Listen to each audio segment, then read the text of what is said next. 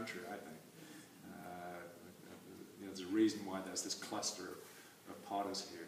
And that's changed, I mean, over time. It used to be the clay, it used to be the agrarian economy, and now it has to do with people like Terry Zugg, and in a way, Chris Benfey and others, and myself, I suppose, who are advocates for North Carolina pottery. We're in the Pottery Center itself. We talk it up. We have welcomed a whole host of new practitioners, new styles into the ranks of the North Carolina tradition. And as you wander around the community, you'll see work that is either based on the North Carolina antecedents or comes from somewhere completely different. Front row Samantha Henneke graduated from Alfred University. David Fernandez is bringing new studio pottery practices to bear on the tradition, and it's a very fertile time. There's lots of good things happening. Any questions out there? Any stray thoughts?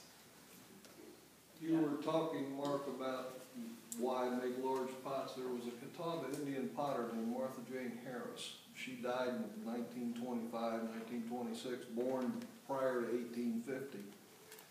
And at her later years in life, the tourist trade took off with the Catawba potters, and they started making small stuff. She continued to make these beautiful big vases and bowls and things. And through her family, somebody said that she was asked, how come, Martha, you make these big pieces when you could make 10 of these little pieces? And she said, because I can. Well, that's the Catawba Indians, their pottery's burned in a fire. They build a fire in the yard and put the pottery in it, and to make large pieces, and they survive the process. It's an astounding thing. But she just continued to do it, and that was just it. She was going to make large pieces because she could. Yeah, I think that's entirely legit. Another thing that fascinates me anthropologically is the similarity between the Native American pots that were made here, which we don't know so much about in popular culture.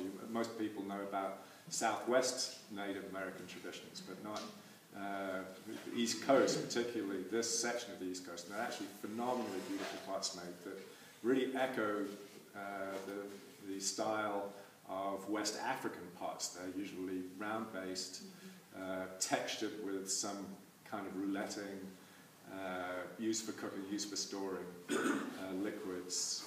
And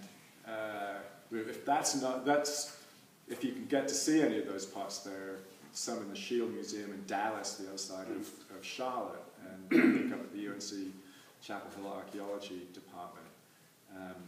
But the other great tradition that's really worth mentioning for all of you down here, captive audience at the Pottery Center, there's a phenomenal show at the North Carolina Museum of History at the moment called Art in Clay, which is about the Quaker and Moravian earthenware made in southern Alamance County and up around Winston-Salem.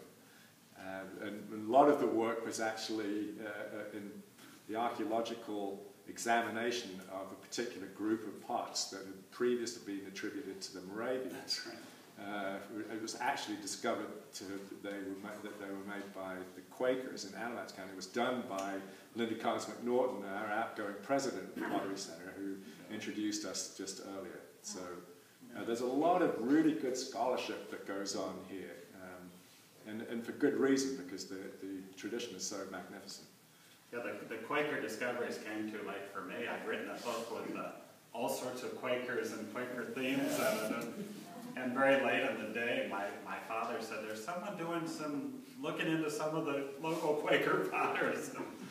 Too late.